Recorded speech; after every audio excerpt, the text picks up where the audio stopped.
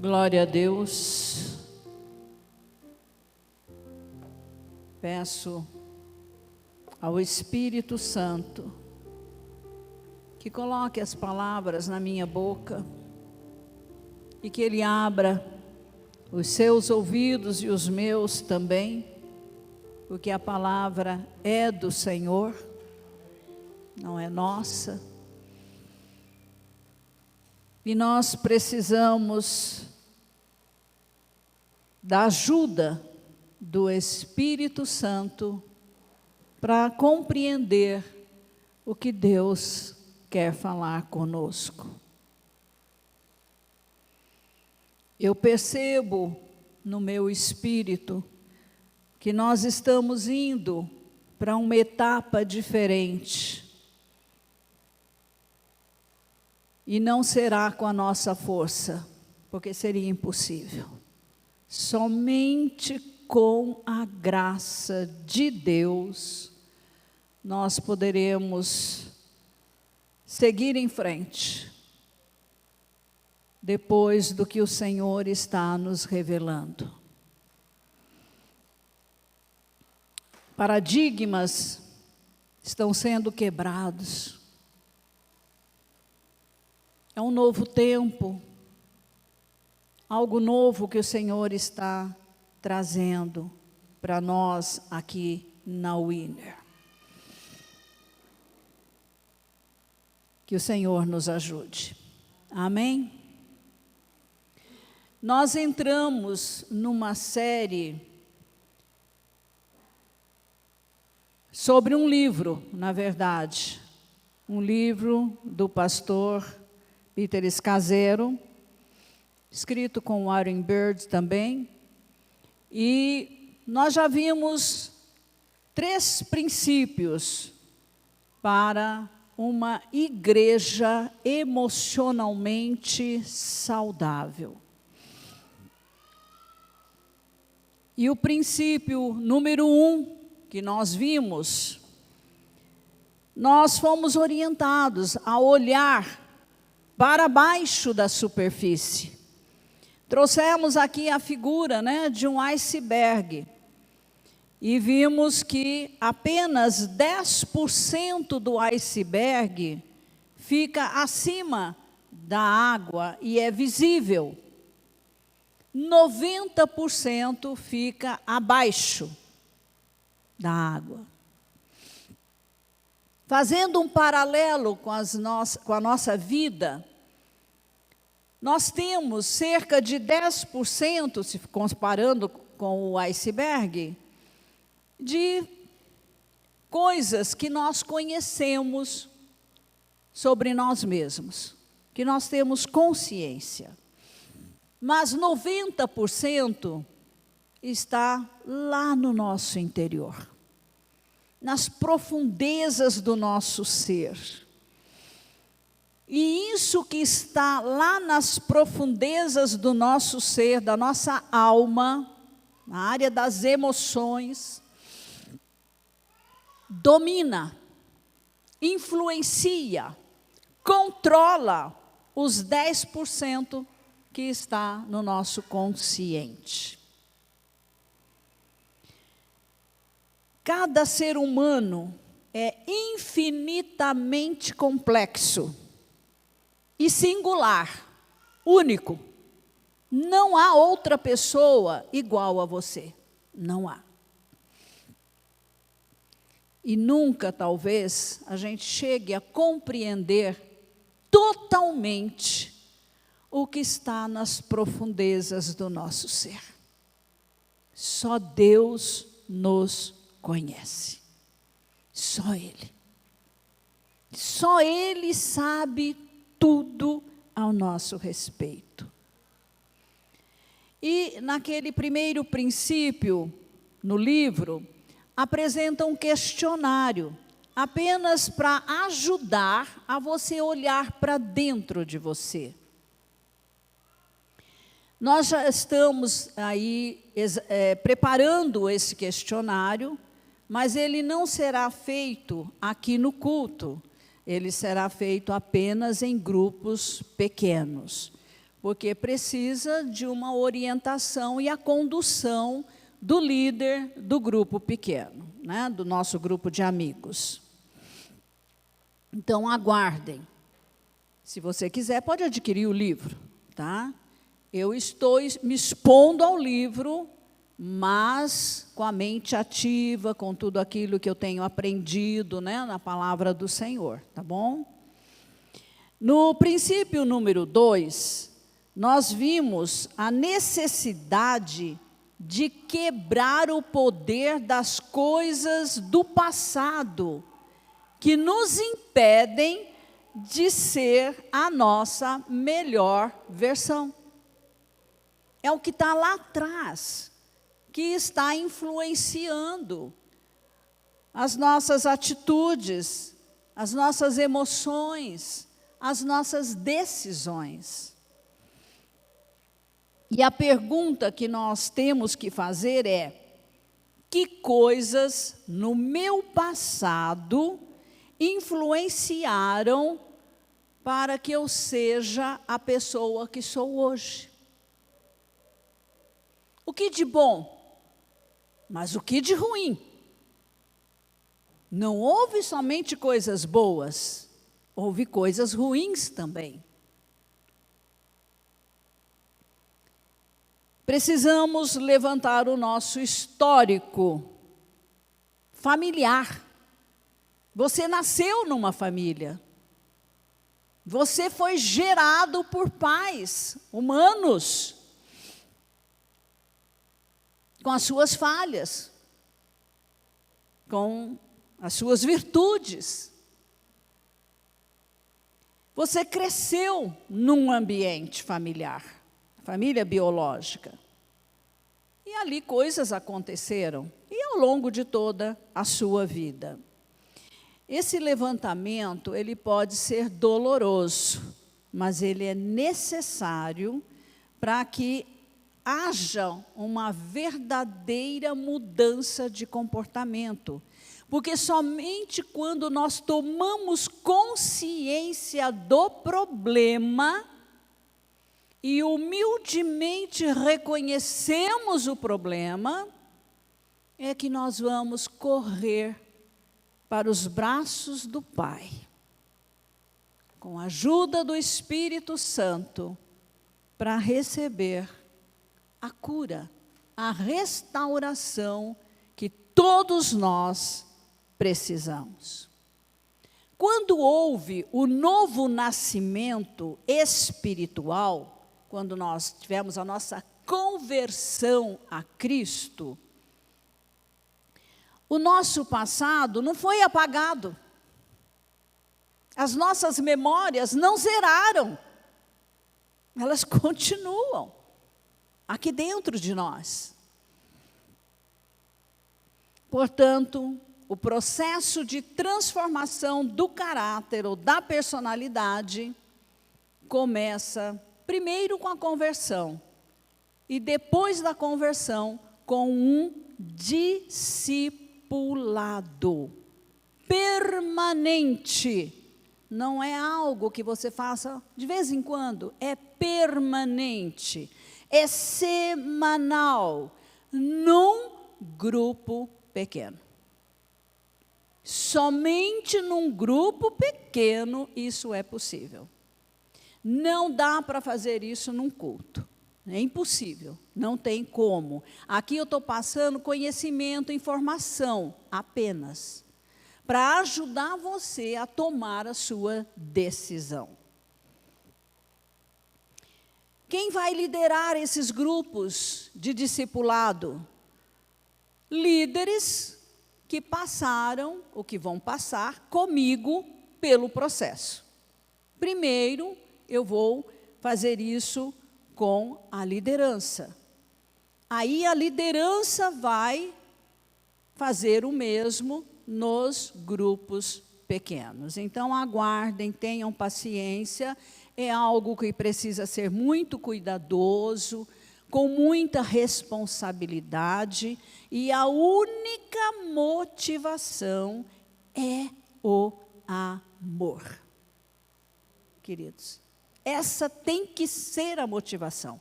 Não pode ser por obrigação, não pode ser para cumprir um programa. Não, não, não. Tá? Por isso nós precisamos pedir muito, né? Eu choro muito na adoração, em todo o tempo. Por quê? Porque eu rasgo meu coração para o Senhor, sabe? Eu fico, ó Jesus, o Senhor levou as minhas dores, o Senhor levou as minhas fraquezas, o Senhor levou minhas falhas, o Senhor já pagou o preço. Eu quero viver a sua vida. Eu quero viver o que o Senhor tem para mim. Mas a gente olha para si mesmo e vê que a gente não chegou lá, está longe, né? Está falhando bastante, entendeu? Será um trabalho, então, muito cauteloso. Cada um de nós veio de um sistema familiar, que tinha regras, valores, cultura, modo de agir, que tanto eram bons como ruins. Porque você não teve pai perfeito, mãe perfeita, nenhum de nós, não é? Agora vamos entrar no princípio número 3, que fala de vivermos em quebrantamento e vulnerabilidade. Que é isso? Para que isso seja possível, primeira coisa que nós temos que fazer é desenvolver uma teologia de quem nós somos de verdade, fracos. Queridos, eu sou convertida, nem sei a quantos, só de ministério eu tenho 30. Mas ao longo de todos esses anos, eu nunca estive numa igreja que fizesse o que eu quero fazer conosco. Nunca. Então, para mim, vai ser a primeira experiência, tá? Então, tenho compaixão. Posso acertar, posso errar, podemos, né, consertar aí no meio do caminho.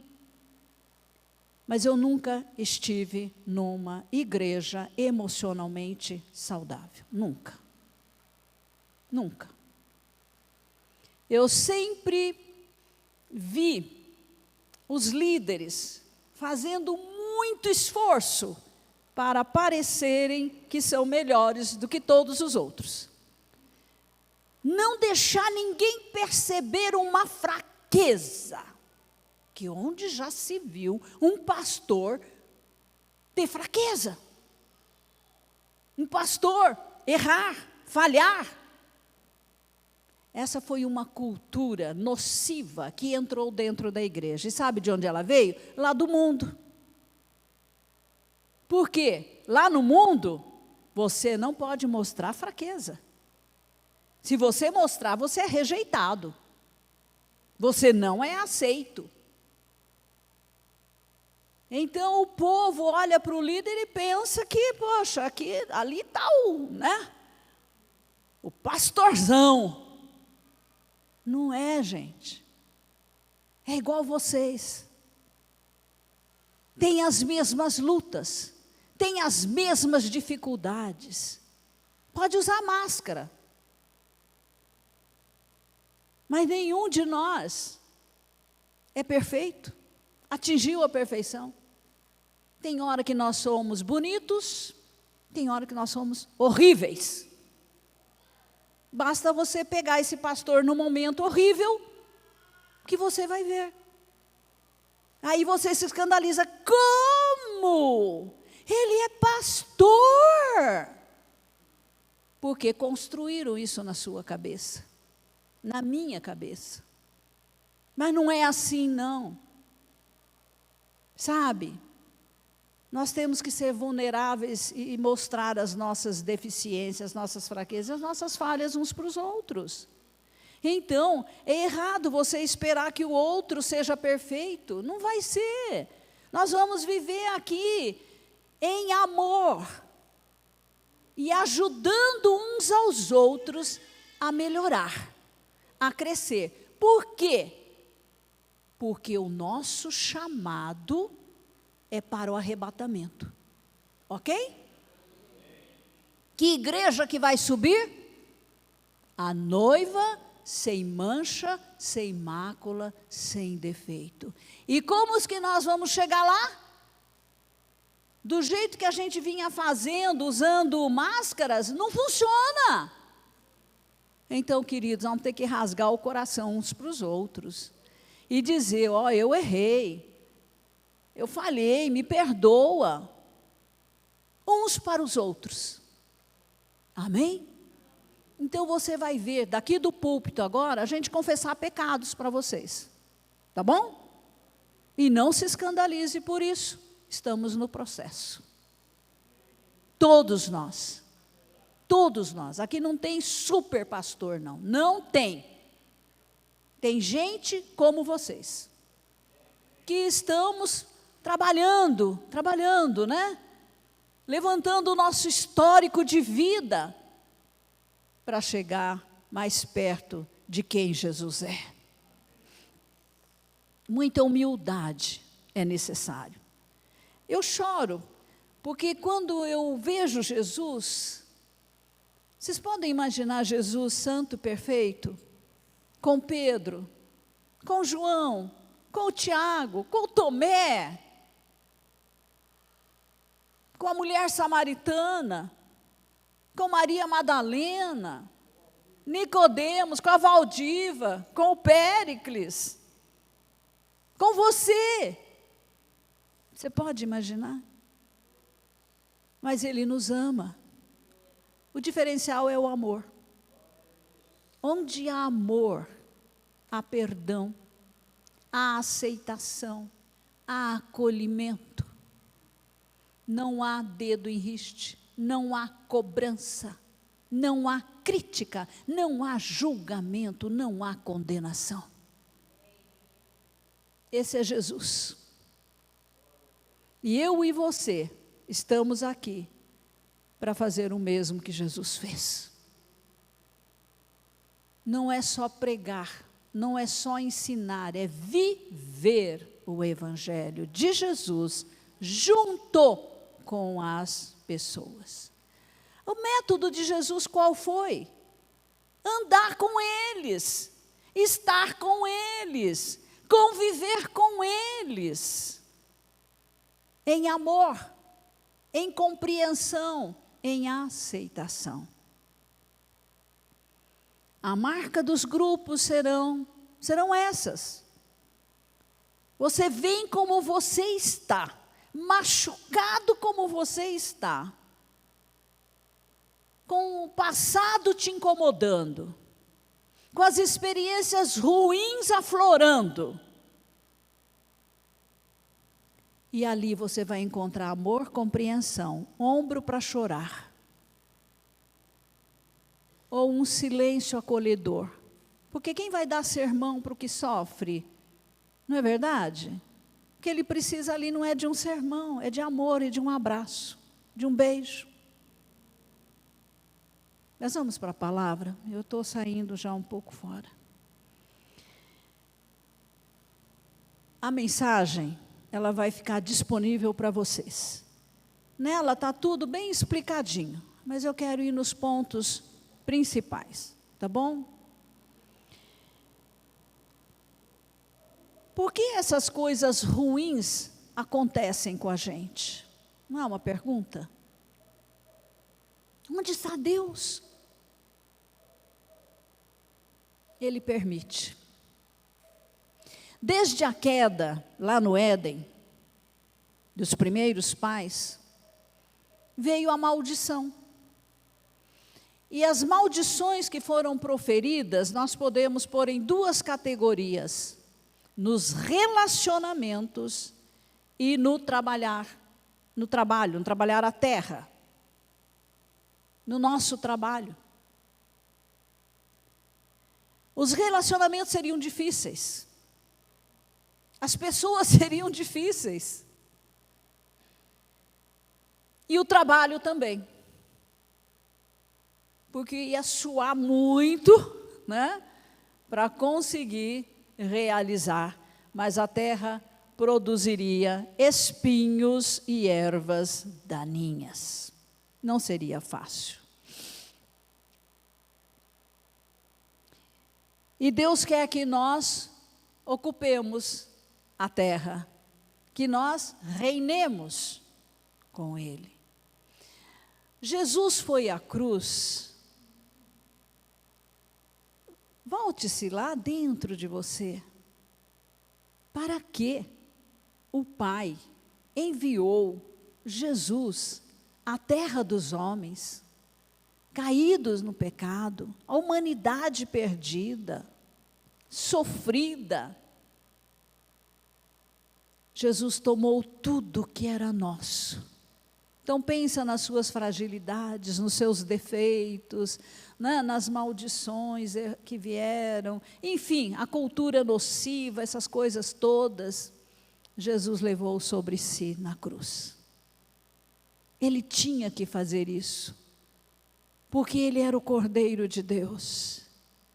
Ele era o sacrifício que o Pai estabeleceu para que toda a humanidade fosse perdoada, fosse justificada, fosse curada, restaurada do estrago que o diabo fez.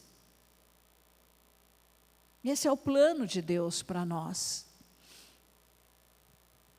E quando nós participamos da mesa, lembrar isso deve quebrar o nosso coração.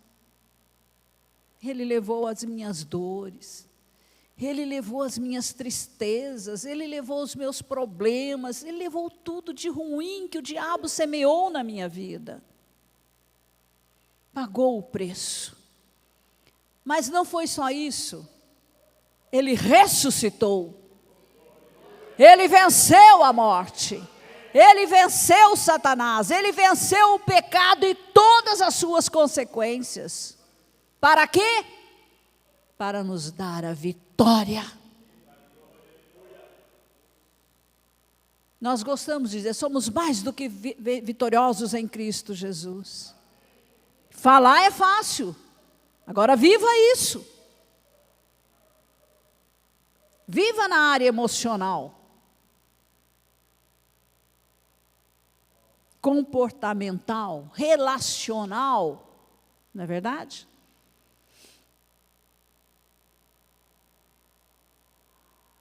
Todos nós temos problemas. Todos nós enfrentamos as ervas daninhas, as pragas, os espinhos que ferem, que machucam, que sangram. E há uma sensação de imperfeição que vai nos acompanhar. Porque até sair daqui e entrar na glória com o Senhor Jesus, para reinar com Ele, nós temos que ainda continuar essa jornada aqui na terra, com os espinhos e as ervas daninhas. Por que Deus fez assim? Por quê? Primeiro, a maldição veio porque Deus é o justo juiz de toda a terra. Para que o ser humano saiba que o pecado traz juízo. Isso tem que ficar muito claro para nós. E segundo, Deus permitiu para que nós nos humilhemos, nos quebrantemos e nos prostremos aos seus pés. E reconheçamos que só Ele salva. Nós precisamos de um Salvador. O ser humano não pode viver sem um Salvador. Jesus é o nosso Salvador. Aleluia! Romanos 3, 23 a 25 diz: pois todos pecaram e carecem da glória de Deus, sendo justificados gratuitamente por sua graça, mediante a redenção que há em Cristo Jesus, a quem Deus apresentou como propiciação no seu sangue, mediante a fé. O problema é que, em vez de nós nos humilharmos, nos quebrantarmos diante de Deus, temos 3 atitudes. Podem acontecer. A primeira é fugir. Algumas pessoas fogem enterrando a dor em alguma forma de vício, evita focar aquela parte feia, dolorosa e põe a atenção exagerada em outra coisa.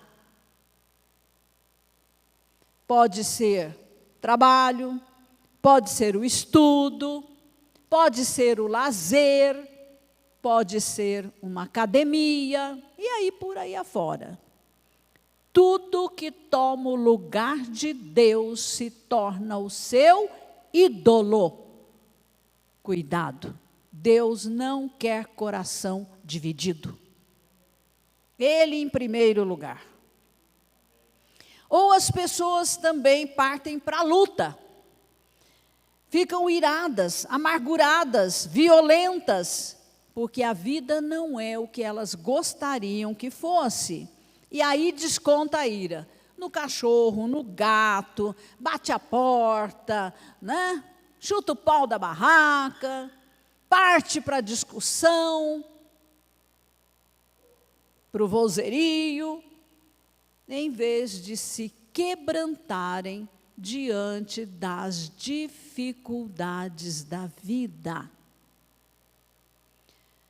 Quando uma coisa dá errada, ou você xinga, ou você murmura, ou você fala: Deus, onde você está? O senhor não está vendo isso?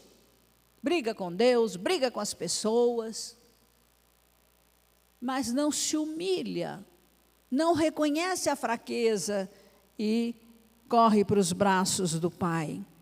Outra tendência é esconder-se. Aqueles que constroem as suas vidas com o objetivo de esconder o quanto eles são defeituosos, falhos, quebrados, frágeis, limitados e imperfeitos. Máscara, fachada. Nós gostamos de expor o lado, né, bem-sucedido das nossas vidas, mas evitamos tocar, falar das decepções, das dificuldades pessoais. Passamos uma imagem de realizações, né, para os outros, mas lá dentro, lá no esconderijo, né, estão as imperfeições. Passa uma falsa impressão. Na mensagem que vai estar aí para você, aparece 2 tipos de igreja, e eu colocaria 2 tipos de cristão, tá? De crente. Eu não vou ler, porque são 18 características de um cristão orgulhoso e defensivo, e 18 características de um cristão quebrantado e vulnerável. O que nós temos que ser é um cristão quebrantado e vulnerável. Agora, a fraqueza e a autoridade de Paulo. Vamos olhar para Paulo como um exemplo para nós. Paulo escreveu quase que a metade das cartas do Novo Testamento. Expandiu o cristianismo no século I de uma forma insuperável até hoje. E, mesmo assim, a autoridade, a apostolicidade de Paulo foi contestada, e não uma única vez. Corinto era uma cidade grande, que atraía as pessoas que queriam fazer fortuna, queriam prosperar. E superapóstolos chegaram à igreja de Corinto, com um ministério assim, com muita visibilidade. por meio de sinais, maravilhas e uma oratória excelente. E com isso eles atraíram o coração das pessoas da congregação, da igreja, que afastaram o apóstolo Paulo. E as pessoas de Corinto são muito parecidas com as pessoas de hoje. A cultura do nosso século mede forças em termos de poder. Se você for uma celebridade, um padrão de beleza física ou de riqueza, um atleta profissional, um advogado talentoso, um médico, um político bem-sucedido, então você será considerado uma pessoa forte, uma pessoa importante. Pessoas brilhantes geralmente nos fascinam com suas habilidades intelectuais e de oratória. A cultura da igreja de hoje, contemporânea, trouxe muito disso para dentro dela. Então você vê aqueles super líderes, super ricos, super tudo, né? Que vende muito livro, faz muita conferência, viaja muito, tem até seus próprios aviões. Mas quando vem à tona o que está lá embaixo do iceberg, é escandaloso. É escandaloso. E Deus tem permitido isso para nós vermos. Olha aí, né? Para que tanto confete para determinada pessoa, se você não a conhece na intimidade?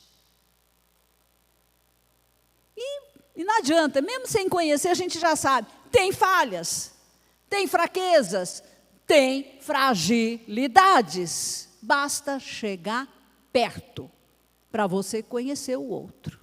Come um saco de sal junto. Em 2 aos Coríntios, capítulo 12, Paulo defende, né, a sua liderança, ele defende a sua liderança, mas não apelando para sinais, para revelações. Quem mais teve revelações no Novo Testamento? Não é verdade? Foi ele. Mas Paulo, ele vem falando de uma coisa que esse tipo de pessoa, super estrela, não gosta: mostrar fraqueza. Isso eles não gostam. E Paulo fala do espinho na sua vida, que o atormentava, que o desencorajava, mas que com a permissão de Deus estava ali para trazê-lo numa postura de quebrantamento, de humildade e de busca por Deus, reconhecer que a graça de Deus era o que ele precisava. 2 aos Coríntios 12, 8 a 10, 3 vezes pedi ao Senhor que o afastasse de mim, o espinho. Então ele me disse: a minha graça é o que basta para você, porque o poder se aperfeiçoa na fraqueza.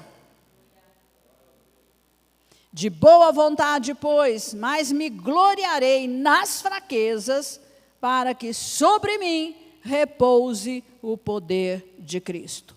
Por isso sinto prazer nas fraquezas, nos insultos, nas privações, nas perseguições, nas angústias, por amor de Cristo. Porque quando sou fraco, então é que sou forte. Jesus veio pobre, né? Desprezado, rejeitado, caluniado, perseguido até a morte. E os judeus queriam um super Messias. Mas ele não veio como super, ele veio como alguém em fraqueza, em fragilidade. Tanto é que estava num corpo humano, senão nem poderia morrer. Para Paulo, a sua maior fraqueza era também o seu sinal de apostolado e da autoridade que ele recebeu de Deus, a ponto dele se gloriar-se, né, na fraqueza. Ele o fazia, esse espinho na carne fazia com que Paulo se sentisse tão fraco que o forçava a depender de Deus. O que acontece com você quando você escorrega na mesma casca de banana? Você não fica ali envergonhado? Deus, outra vez, de novo, Senhor, mas como eu sou horrível, me ajuda. É isso que Deus quer de você. Ele não quer que você passe aquela imagem de um super crente, quando você não é. A segunda coisa a fazer para viver em quebrantamento e vulnerabilidade é aceitar as nossas deficiências, reconhecer as nossas fraquezas. Gente, uma fraqueza, por exemplo, pode ser um filho com deficiência.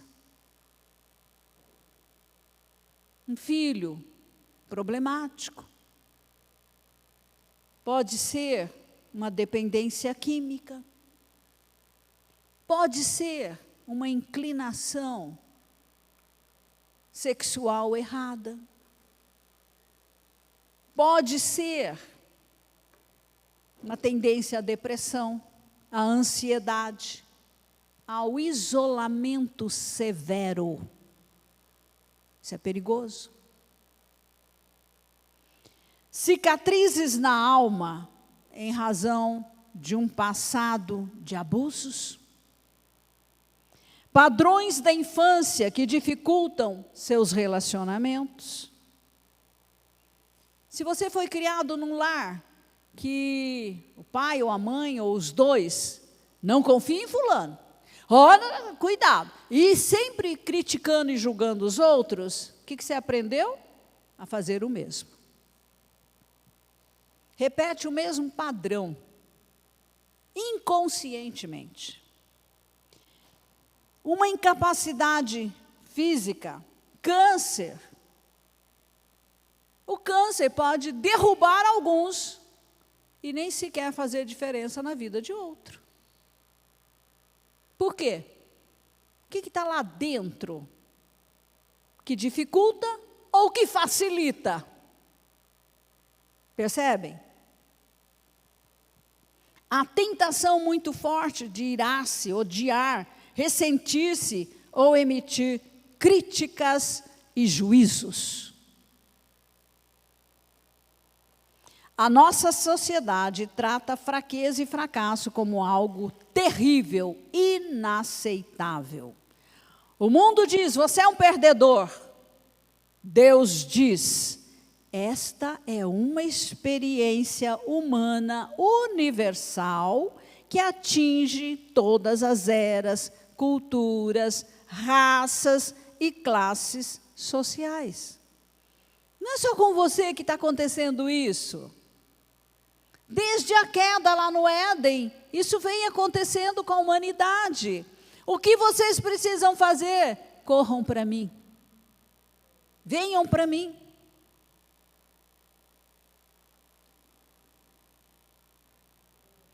Paulo, só um resuminho rápido. 14 anos depois da sua conversão, ele escreveu: quanto aos que pareciam influentes, os superapóstolos, o que eram então não faz diferença para mim. Gálatas 2:6. Ele não parece orgulhoso? Cabeça dura? E ele era. 6 anos depois, ele escreveu: sou o menor dos apóstolos. Olha a diferença. 1 Coríntios 15, 9. 5 anos depois, cerca de 25 anos depois da sua conversão, ele declara: sou o menor dos menores de todos os santos. Viu como ele foi crescendo na vulnerabilidade, no quebrantamento? Efésios 3, 8. E finalmente, 2 anos antes do seu martírio, e cerca de 30 anos andando com o Senhor Jesus, ele disse: eu sou o pior dos pecadores. Gente, 30 anos de conversão. Está lá em 1 Timóteo 1,15. Era assim que ele se enxergava. E agora ele enxergava de fato. Lá no começo, não. Vocês estão entendendo?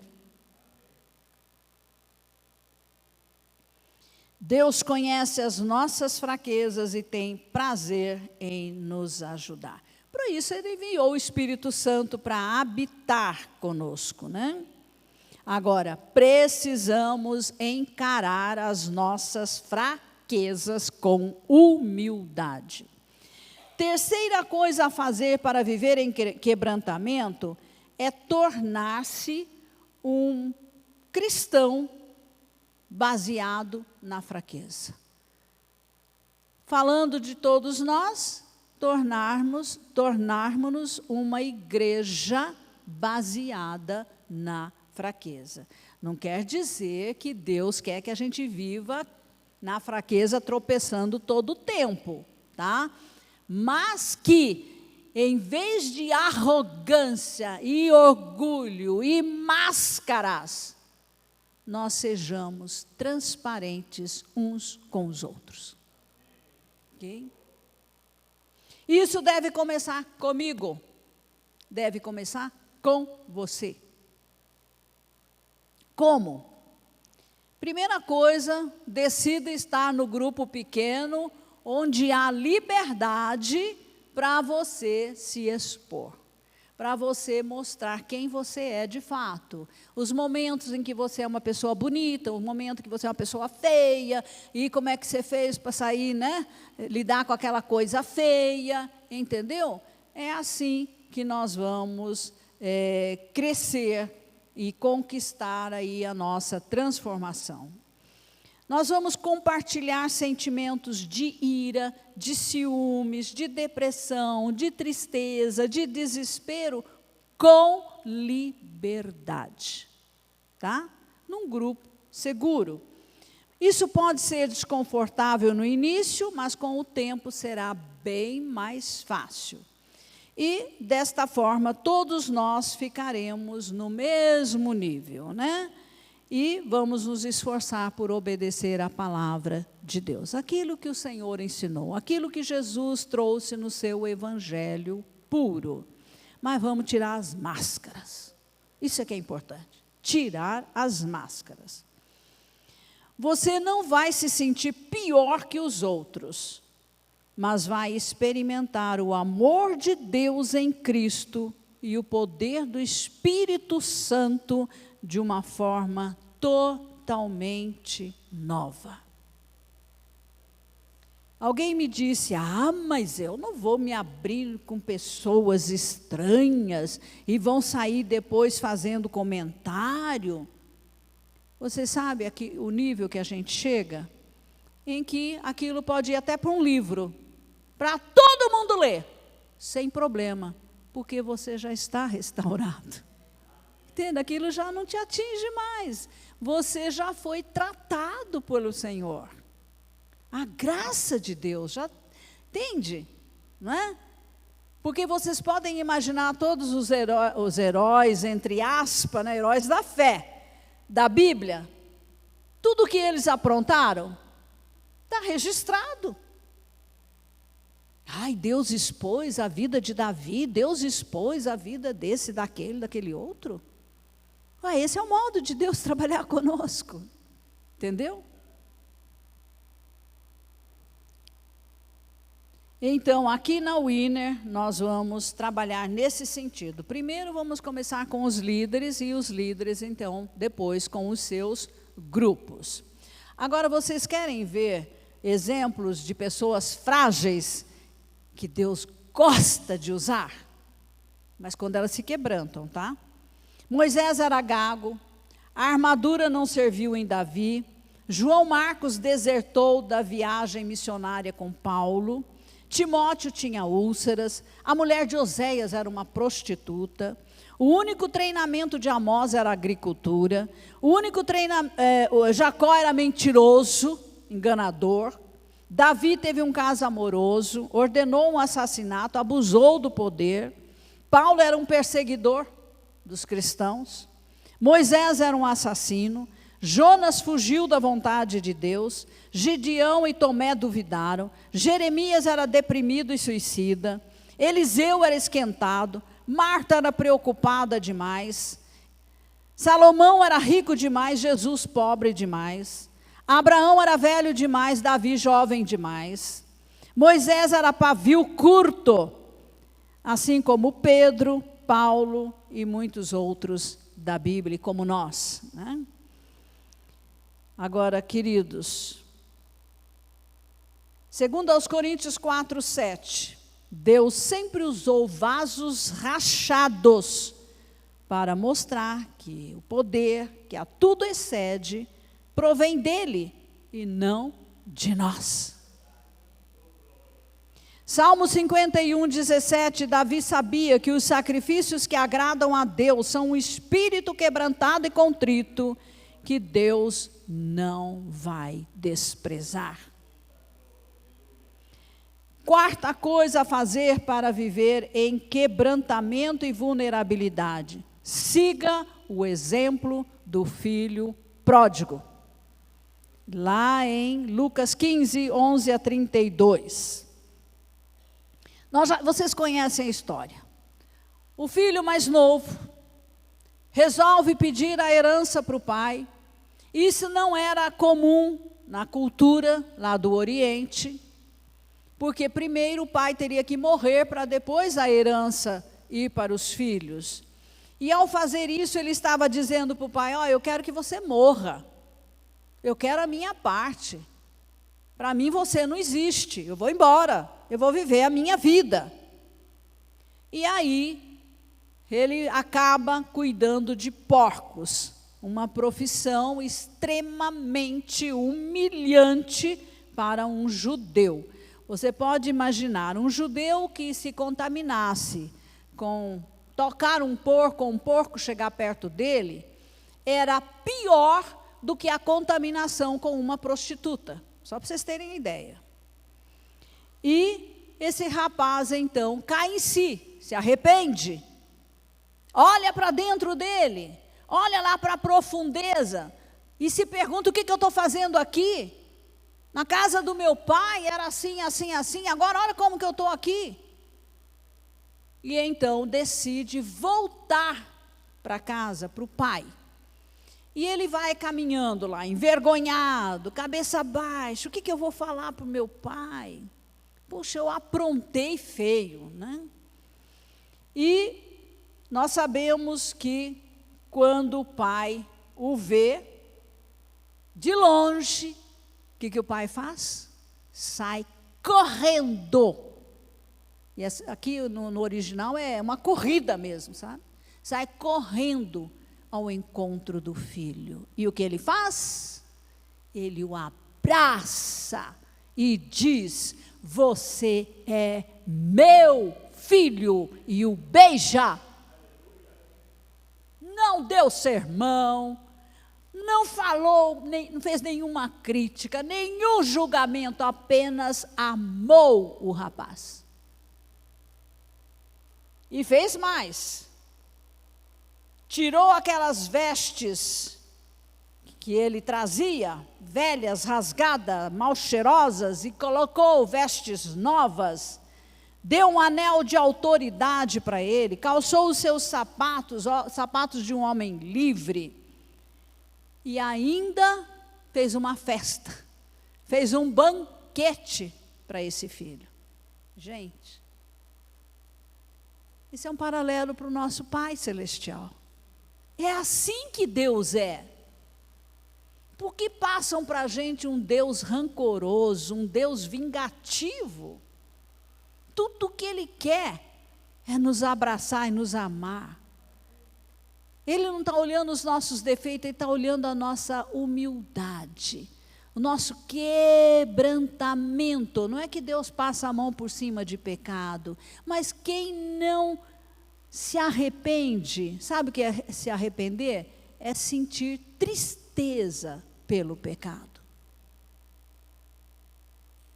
É isso que Deus quer ver em nós. O quebrantamento do filho mais novo é o retrato da vida cristã. Aprende aqui agora. Cada vez que você tropeçar, quebrante-se. Não chuta a cadeira, não empurra a mesa, não grita, não xinga. Quebrante-se diante de Deus. Agora, lá dentro da casa daquele pai, tinha um filho mais velho. E esse filho mais velho estava perdido, dentro da casa do pai. Porque ele não entendeu o que o pai estava fazendo. Como que o pai podia amar um rapaz, aquele filho rebelde, ingrato, pecador? Como? Ele não merecia o amor do pai. Ele é que merecia, porque ele era bonzinho. Ele não fazia as coisas que o outro fazia. Vocês estão percebendo? O orgulho?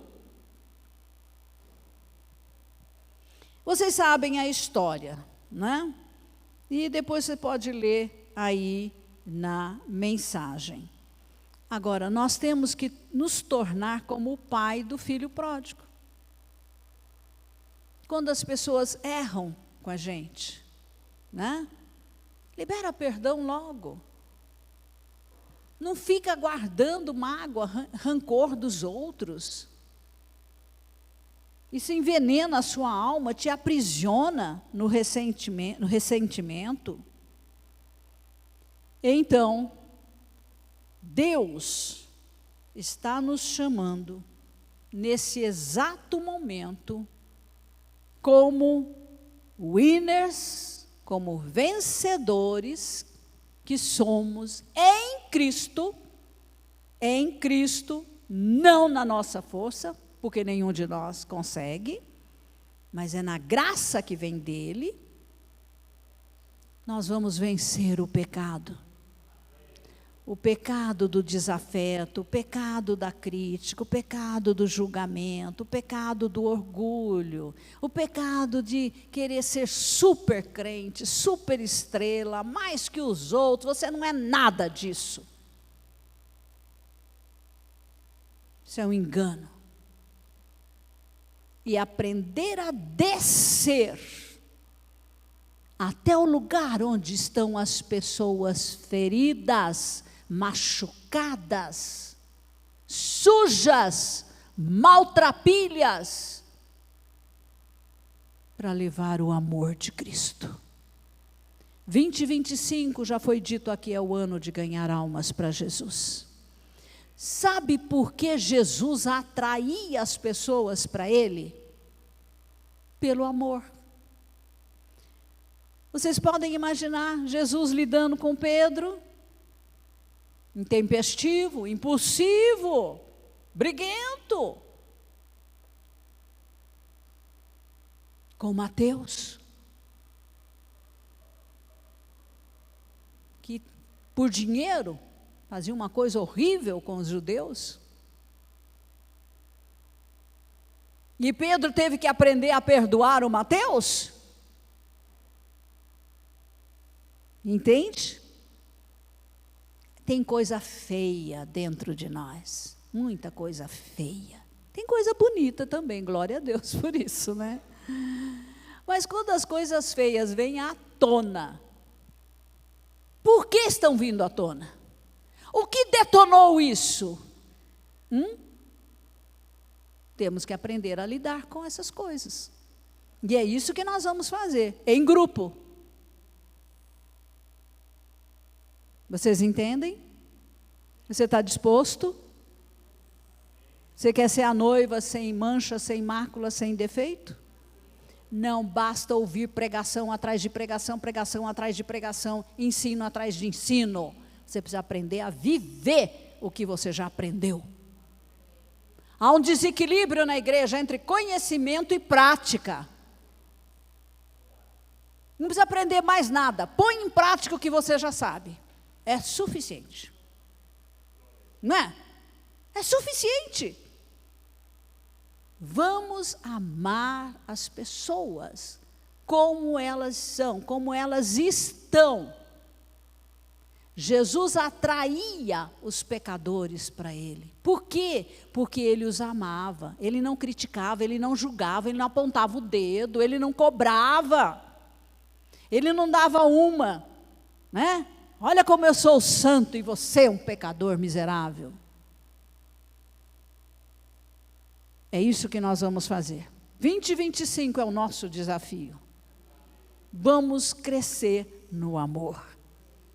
Amor a Deus e amor aos nossos semelhantes. Começando lá em casa, na sua família biológica, depois aqui na família Winner, a família espiritual, e todos os perdidos lá fora, que vamos atrair para Jesus. Como? Com verborreia? Não. Com amor, com aceitação, com compreensão. Gente, para mim é um tremendo desafio, mas eu estou disposta. Eu quero. E o meu chamado é apresentar para o Senhor uma igreja para o arrebatamento. Ponto. Como vamos fazer isso? Vamos trabalhar com as nossas vulnerabilidades. Vamos trabalhar com as nossas falhas, com as nossas fragilidades. Com humildade, buscando a graça de Deus. Porque é Ele, gente. É Ele que vai fazer. Ninguém aqui tem poder para mudar ninguém. Ninguém. E ler mais um livro não vai te mudar também. É pôr em prática, né? E essa maneira como nós vamos trabalhar aqui em 2025. Amém? Vamos colocar em pé. Pai, graças te damos, ó Deus, por esta revelação que o Senhor traz para nós. E mostra, ó Deus, o engano que entrou na nossa vida através de ensinos, de posturas, de discipulados, de livros e tanta coisa que nós nos expomos, né, ao longo da nossa vida. Mas, Senhor, ser o que nós somos, uns com os outros, em humildade, reconhecendo as nossas fraquezas, as nossas falhas, e, ó Deus, sempre olhando para Jesus, o autor e consumador da nossa fé, aquele que pagou o preço em nosso lugar, porque o Senhor nos amou tanto, que nos deu Jesus, para ser o sacrifício substituto por nós. E através da sua ressurreição, nós temos vitória. Vitória sobre o pecado, vitória, Senhor, sobre o mundo e a sua cultura nociva. Ó Deus, nós queremos descer para as profundezas do nosso ser e descobrir, Senhor, tudo aquilo que atrapalha, que nos impede de ir mais longe com o Senhor. Nós queremos um tempo de mudança neste ano, mas uma mudança, Senhor, que vem através do reconhecimento das nossas fraquezas, para que possamos juntos buscar a Tua graça, o Teu poder, o Teu amor, para atravessar tudo isso e vencer em Cristo Jesus. Amém. Aleluia. Glória a Deus. Que vocês tenham aí uma semana maravilhosa, andando com Jesus, seguindo as pegadas do Mestre, olhando para o exemplo dele, todo o tempo, em tudo que você for fazer. Amém? Que a sua graça, a abundante graça do Senhor seja derramada sobre você, para que você vença todas as fragilidades, que você passe a conhecer as profundezas do seu ser, juntamente com o Espírito Santo, e possa alavancar um crescimento como você nunca viu antes na sua vida. Amém. Amém. Glória ao Pai, ao Filho e ao Espírito Santo. Aleluia.